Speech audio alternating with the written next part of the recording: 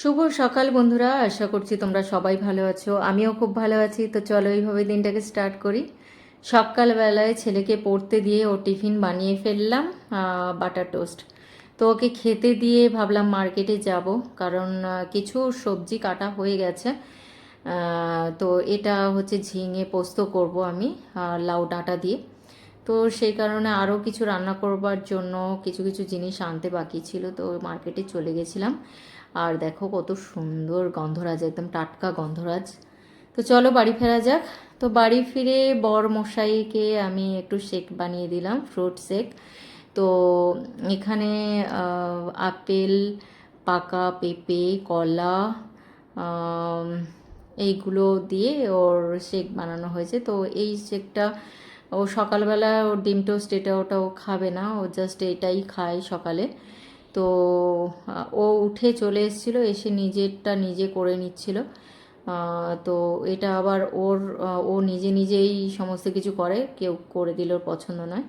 তো চলো রান্না।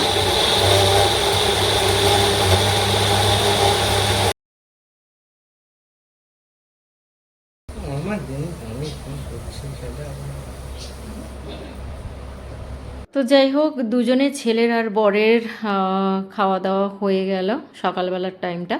তো আমি চলে এলাম ঝিঙে পোস্ত বানাতে। এই যে লাউ ডাঁটাটা একটু হালকা ভাপিয়ে নিলাম। তো যাই হোক, এটা কমপ্লিট করব। আর আজকে মোটামুটি বেশি কিছু করব না, আলু পোস্ত অনেক দিন এটা করব ভেবেছি, কারণ আমার বর একটু পোস্ত খেতে ভালোবাসে। তো এটা রান্না করছি। আর একটা বড় তরমুজ কাটা হয়েছিল, তো তরমুজ কাটলেই তো খেতে হবে, না হলে পচে যাবে। তো খেতে খেতেই রান্নাটা করছিলাম, তো অলমোস্ট এটা হয়ে গেছে। তার ফাঁকে আমার ছেলে খাওয়া দাওয়া কমপ্লিট করে ও এখন ড্রয়িংয়ে বসেছে। আর সত্যি কথা বলতে কি, ও ড্রয়িংটা খুব মন দিয়েই করে। তো বসতেই চায় না, বসলে আর উঠতে চায় না, মানে এইরকমই যতক্ষণ না সেটা কমপ্লিট হচ্ছে। তো দেখো এটা হচ্ছে কি এঁকেছে তোমরাই বলো তো, কেমন হয়েছে বলো। তা মিষ্টি কি আরেকজনকে স্নান করতে নিয়ে এসেছি করাতে। যা গরম পড়েছে, হাঁসফাঁস করছে আমাদের মিষ্টিটা, তাই না মা? হুম, কি গো, হাঁসফাঁস হচ্ছে? হুম, চলো চালিয়ে দিই শাওয়ারটা, শাওয়ারটা চালিয়ে দিই, চালিয়ে দিই।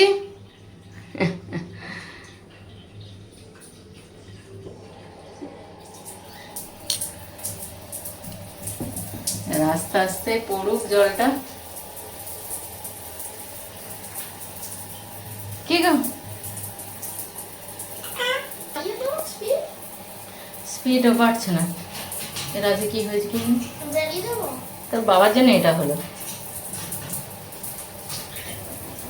মিষ্টিকে স্নান করাচ্ছি, এমন সময় বেল বাজালো। তো দেখলাম ততক্ষণে আমাদের খাওয়াই হয়নি দুপুরবেলা। হঠাৎই দেখলাম আরবান ক্লাব থেকে লোক চলে এসছে আমাদের চিমনি ক্লিন করতে। ভাবো, খিদেও পেয়েছিল ততক্ষণে। আর অপেক্ষা করতে হলো, কিছু করার ছিল না। তো চলে যাওয়ার পরে আমরা সবাই খেতে বসে গেছিলাম। এখানে ছিল পেঁপে সেদ্ধ, স্যালাড কেটে নিয়েছিলাম। আর গরমের সময় এটা তো থাকবে, উচ্ছে আলু সেদ্ধ, আর ঝিঙে পোস্ত করেছিলাম লাউ ডাঁটা দিয়ে, আর একটু মাংস। তো খাওয়া দাওয়ার পরে আমি আমার হাজব্যান্ড দুজনেই বেরিয়ে পড়লাম কিছু কাজের উদ্দেশ্যে।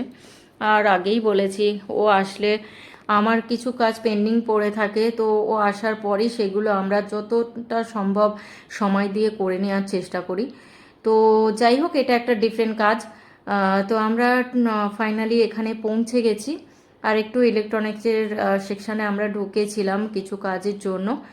তো ওখানে কিছু ফর্মালিটিস ছিল, সেগুলো ও কমপ্লিট করলো। আর আমি এখানে বোকার মতো বসে আছি, কেননা বেসমেন্টে ওর গাড়ি রাখা ছিল। তো ওখান থেকে আসতে একটু দেরি হয়েছিল। তো চলো বাড়ির দিকে। তো আমরা বাড়িতে পৌঁছে গেছিলাম। গিয়ে একটু রেস্ট নিয়ে আবার ছেলেকে নিয়ে বেরোতে হলো, কারণ ও ম্যামের কাছে রেখে দিয়ে গেছিলাম, ও পড়ছিল। তো সন্ধেবেলা ওকে নিয়ে বেরোতে হতো, তো তাই ওকে রেডি করে বেরিয়ে পড়ছিলাম। কারণ ও মন খারাপ করছিল যে আমরা তো ধরতে গেলে কাজের জন্য বেরোতে হচ্ছিল। তো ছেলে বলছিল মা বেরোবো তোমাদের সাথে আবার। তো বাচ্চাকে নিয়ে তো বেরোতেই হতো। তো ওকে নিয়েই ফাইনালি আমরা বেরিয়ে পড়লাম। ও যেটা বলেছিল সেটাই। তো কোথায় যাচ্ছি আমরা একটু পরে দেখতে পাবে। তো এটা খুব সুন্দর একটা জায়গা, তোমাদের অনেক পরিচিত একটা জায়গা, তোমরা জানো সেটা, আমি আর বলবো না, তোমরাই দেখে নাও। তো ওর পাশ দিয়েই আমরা যাচ্ছিলাম। আর সত্যি কথা বলতে কি, এই রাস্তাটা যেতে আমার খুব ভালো লাগে, খুব সুন্দর লাগে, একটা আলাদা পরিবেশ তৈরি হয়ে যায়। তো ফাইনালি আমরা ওখানে পৌঁছে গেছি।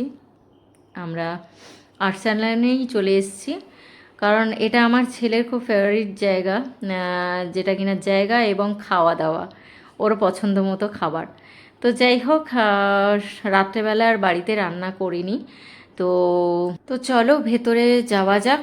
এখানে চলে এসেছি ঠিকই, কিন্তু দুপুরবেলা এত খাওয়া দাওয়া হয়েছে তো আমার বিশেষ কিছু খিদে ছিল না।